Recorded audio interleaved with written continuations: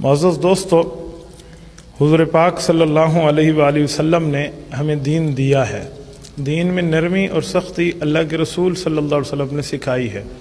جس جگہ نرمی کا حکم ہے اس جگہ حضور اقدس صلی اللہ علیہ وسلم نے نرمی اتنی دکھائی ہے کہ اس جیسی نرمی کائنات میں مثال بھی پیش نہیں کی جا سکتی۔ اور جس جگہ دین میں سختی کرنے کی بات ہے اس جگہ حضور پاک صلی اللہ علیہ وسلم نے سختی کر کے دکھائی ہے جیسے سختی کرنے کا حق ہے۔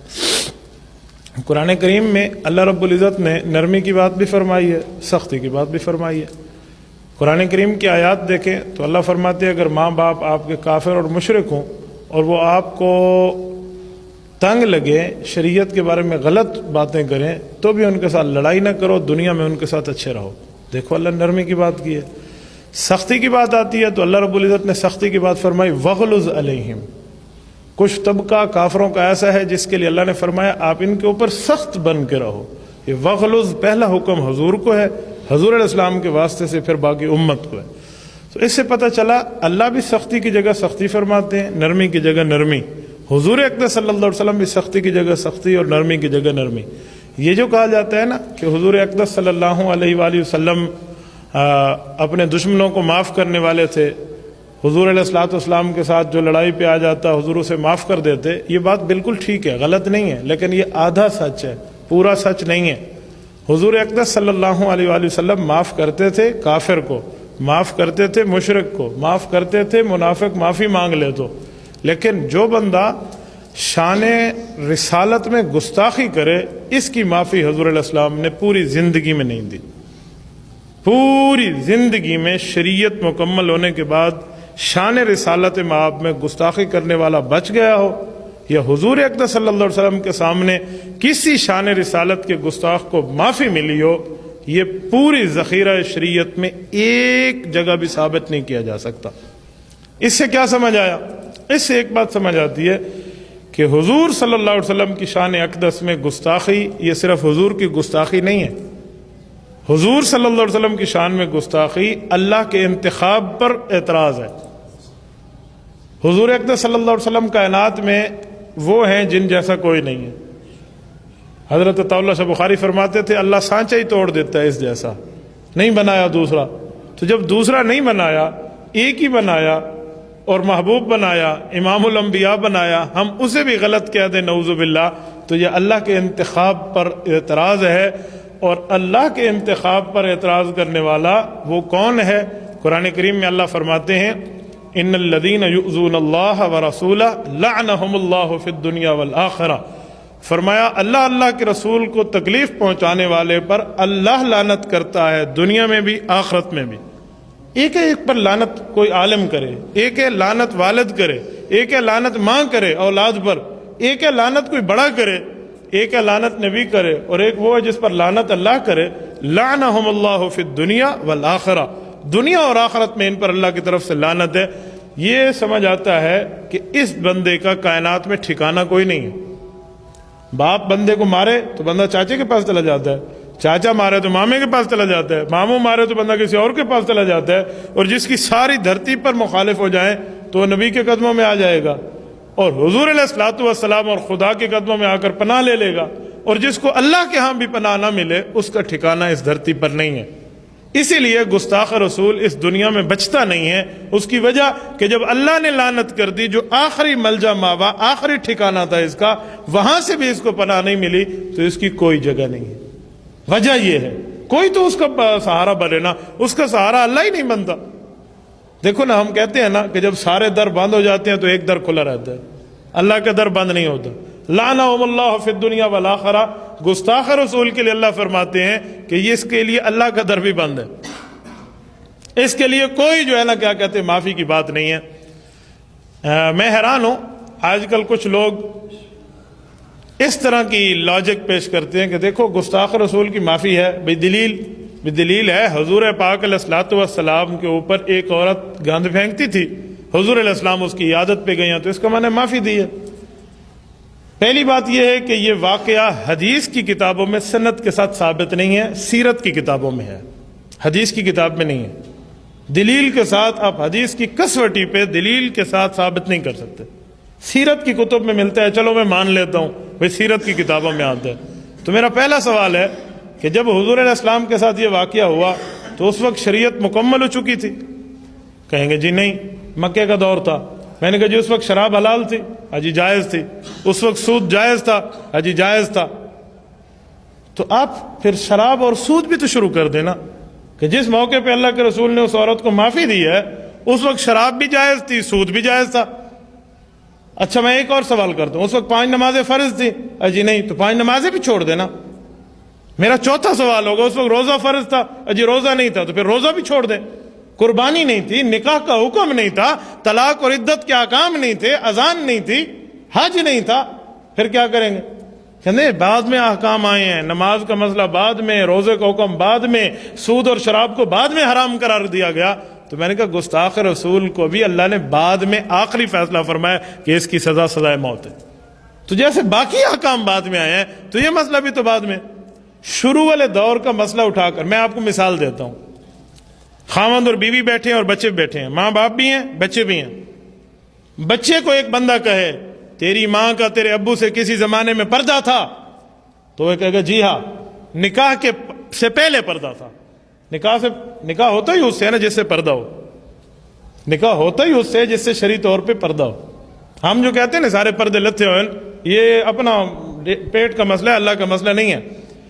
تو وہ کہے گا جی ہاں، نکاح پڑھنے سے پہلے میرے ابو کا میری امی سے پردہ تھا، اور میری والدہ میرے ابو سے پردہ کیا کرتی تھی، لیکن اب اس کی بیوی ہے، اب اس کی عزت ہے، اب اس کی حرم ہے، اب پردے کی بات نہیں ہے۔ تو ایسے جیسے بھونڈا سوال یہ ہے نا کہ نکاح سے پہلے پردہ تھا تو اب کیوں بیٹھے ہو، ویسے بھونڈی دلیل یہ ہے کہ حضور علیہ السلام نے تو گند پھینکنے والی عورت کو معاف کر دیا تھا، آپ اس کی جو ہے نا سزائے موت کی بات کیوں کرتے ہیں؟ پورے صحابہ میں اگر سارے سختی پہ آ جائے نا، ایک صحابی بچتے ہیں جو نرمی پہ ٹھہریں گے، جن کا نام ہے ابو بکر صدیق رضی اللہ عنہ۔ ایک موقع پر ایسا ہوا، تمام صحابہ نے رائے ایک دی ہے، حضرت عمر سمیت، کہ ان کافروں کو قتل کر دو جو بدر کے قیدی پکڑے گئے ہیں۔ حضور علیہ السلام نے اپنی رائے نہیں دی، حضور نے مشورہ مانگا تھا۔ ما کان لنبی ان یکون لہ اسرا حتی یسخن فی الارض، سورۃ نمبر 9 سورۃ توبہ کی آیت اٹھائیں۔ حضرت ابو بکر صدیق اکیلے تھے، انہیں کہتے یا رسول اللہ ان کو چھوڑ دیں، چھوڑ دیں، اکیلا نرم آدمی ہے، چھوڑ دیں۔ لیکن اللہ کی طرف سے حکم آ گیا تھا کہ اب مشورے سے آپ نے چھوڑنا طے فرما دیا تو چھوڑ دیا، ورنہ یہ بچنے کے قابل نہیں تھے۔ ان میں سے بعض کو اللہ نے توبہ دی ہے، ہدایت دی ہے، صحابہ بنے، نیک بنے، یہ اللہ کی تقدیر۔ لیکن ابو بکر نے اس موقع پہ بھی نرمی کیا جب سب نے سختی کر دی تھی، سب نے۔ تو حضور اکرم صلی اللہ علیہ وسلم کا یہ وہ صحابی ہے۔ یہ بندہ ناموس رسالت پر کیا محنت کرتا ہے؟ ابو بکر صدیق کو حکومت ملتی ہے، مسلمہ کذاب نے نبوت کے انکار پر اپنی باتیں شروع کر دی ہیں، تو ابو بکر صدیق نے جو یمامہ کی جنگ ناموس رسالت کے تحفظ پہ لڑی ہے، ختم نبوت کے دفاع پہ لڑی ہے، اس میں ابو بکر کو روز اطلاع ملتی تھی آج اتنے صحابہ شہید ہو گئے، اچھا آج اتنے شہید ہو گئے، اچھا آج اتنے شہید ہو گئے، اچھا۔ ابو بکر صدیق نے واپسی کا حکم نہیں دیا، صحابہ کا نہیں، آپ نے لڑنا ہے، رسول اللہ کی نبوت کی بات ہے۔ آپ کو پتہ ہے کتنے صحابی شہید ہوئے تھے؟ 1200 صحابہ شہید ہوئے ہیں، 1200۔ ایک صحابی کے ایک خون کے قطرے کی قیمت کائنات کے تمام ولیوں کے خونوں سے اوپر ہے۔ اگر میں یوں کہوں نا کہ کائنات امام ابو حنیفہ جیسے بزرگوں سے بھر جائے تو صحابی رسول کا رتبہ پھر بھی اوپر ہے، تو یہ بے جا نہیں ہے۔ تو یہ ایک نہیں، 100 نہیں، 1000 نہیں، 1200، 1200 آدمی شہید ہوئے ہیں، لیکن ناموس رسالت کا تحفظ ہوا ہے۔ پھر ابو بکر نے فوج واپس لوٹائی ہے۔ اس جیسے نرم ترین آدمی نے کتنا نرمی، ابو بکر صدیق کی نرمی کی مثال دینے کے لیے مثال بھی نہیں بنتی، اس حد تک نرم آدمی ہے۔ ابو بکر صدیق رضی اللہ عنہ کے اندر اتنی نرمی بھری ہوئی تھی، اتنی نرمی کہ کبھی کسی کو یوں غصے، ناموس رسالت سے ہٹ کے کبھی کسی پر غصہ نہیں کی۔ ایک مرتبہ اپنے والد کے منہ سے ایک جملہ نکل گیا، بعد میں اللہ نے والد کو ہدایت دی، صحابی بنے، اس وقت مسلمان نہیں تھے۔ ایک جملہ نکلا شریعت کے خلاف، تو والد پر تلوار سونتنے پر تیار ہو گئے تھے، تلوار تھی نہیں تو تھپڑ دے مارا تھا۔ بوڑھے باپ نے رسول اللہ کو شکایت لگائی تو ابو بکر نے یوں کیا، تو حضرت ابو بکر کی طرف حضور علیہ السلام نے ابھی سوالیہ نظریں اٹھائی تھی کہ یا رسول اللہ، بات دین اور شریعت اور آپ کی ہو، یہ میرے والد ہیں، اس وقت تو ہاتھ تھا، تلوار ہوتا، تلوار میرے ہاتھ میں ہوتی تو یہ آج آپ کے پاس شکایت لگانے کے لیے بات نہ کر رہا ہوتا، اس کا سر اس کے جسم کے ساتھ شامل نہ ہوتا.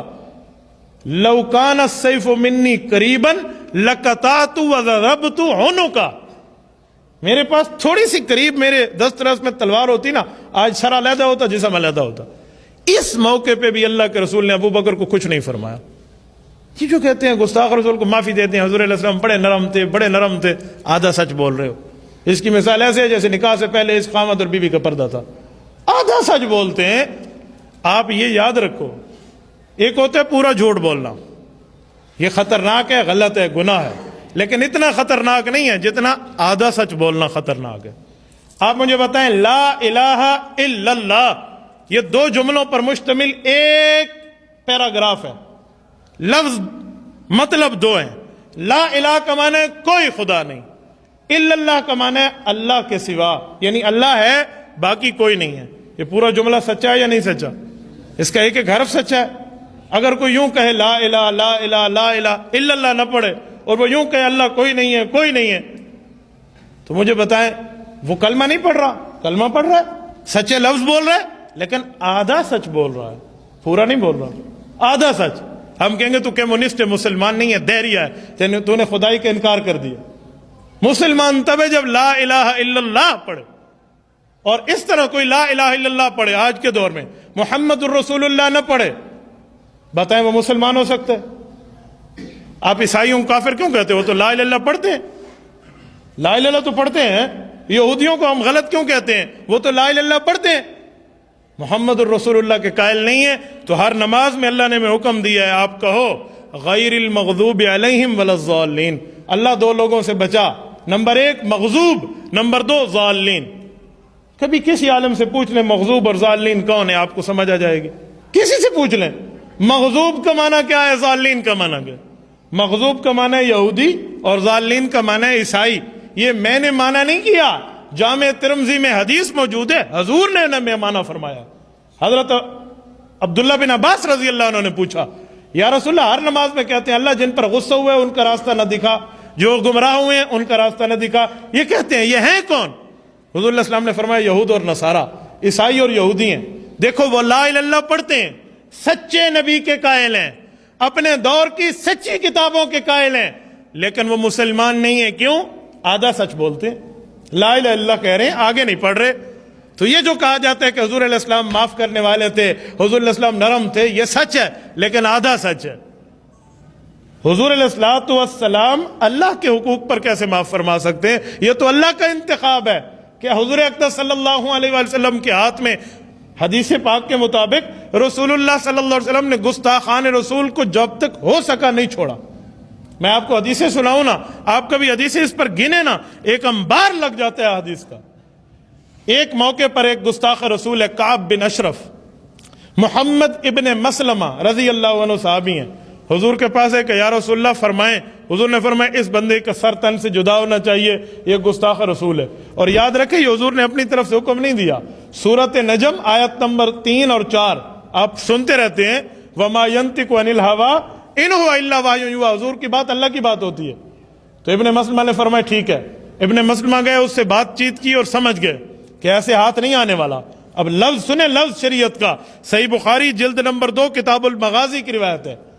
کہا یا رسول اللہ تھوڑی سی اجازت دے دے، چند باتیں اس کے ساتھ ایسی کر لوں تاکہ اس پر اعتماد آ جائے. یعنی شرح حدیث میں علماء فرماتے ہیں مطلب یہ تھا کہ اگر دین کے خلاف کوئی بات یوں کرنی پڑ جائے کہ وہ جال میں آ جائے تو اجازت ہے. تو حضور نے اجازت دی ہے. آپ اٹھائیں کتابیں، فرمایا جی ہاں.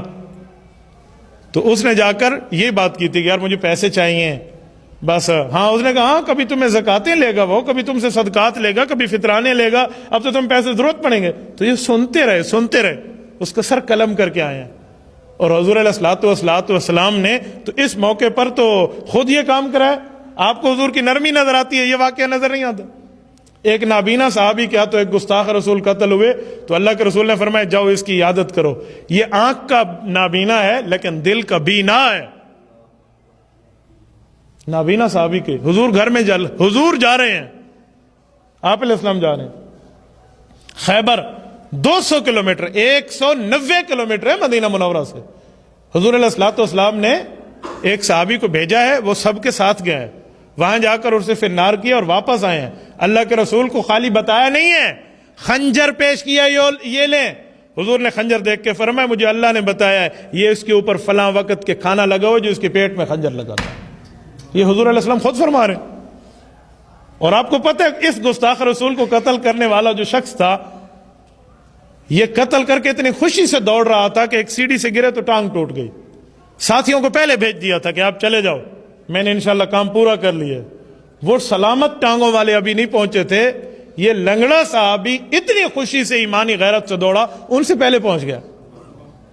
اور صبح کی نماز اللہ کے رسول کے پیچھے ادا کی، کہا یا رسول اللہ یہ لے۔ اور ایک جملہ اگلا کہوں، یہ بزرگ بیٹھے ہیں جو مکہ مکرمہ کا سفر کرائے ہیں، حج اور عمرے سے آپ لوگ واقف ہیں۔ آپ مجھے پتہ ہے بندہ احرام کی حالت میں چیونٹی مار دے، جائز ہے؟ ایک چیونٹی، کبوتر بیٹھے ہو نا کبوتر، اور آپ کسی کو یوں کریں، ادھر دیکھیں، منہ سے نہیں کہ وہ کبوتر یوں نہیں، آپ یوں کریں، یوں آنکھ سے اشارہ، کن اکھیاں جیسے کہتے ہیں، یوں اشارہ کریں نا، یوں بھی اس پر بھی منع ہے، آپ نے یوں نہیں کر سکنا۔ وہ دارالامن ہے، اس جگہ مکہ مکرمہ میں بیت اللہ کے اندر ایک گستاخ رسول تھا، وہ آ گیا، عبداللہ ابن خطل اس کا نام ہے، یہ صحیح بخاری کی صحیح حدیث پڑھ رہا ہوں۔ یہ آ گیا، حضور علیہ السلام بیٹھے ہیں، صحابہ بیٹھے ہیں، اسے یہ پتا چلا تھا کہ جو بندہ گھر کا دروازہ بند کرے وہ امن میں ہے، معاف ہو جائے گا، جو ابو سفیان کے گھر چلا جائے وہ معافی مل جائے گی، اور جو بیت اللہ آ جائے اسے بھی معافی مل جائے گی۔ وہ آ گیا، تھا گستاخ رسول، کوئی مومن ہونے کے لیے نہیں آیا، پناہ لینے کے لیے آیا۔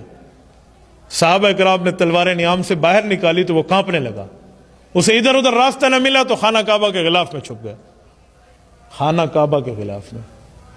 اس کائنات میں اس جیسا مقدس کپڑا کہاں سے لائیں گے، یہاں چھپ گیا۔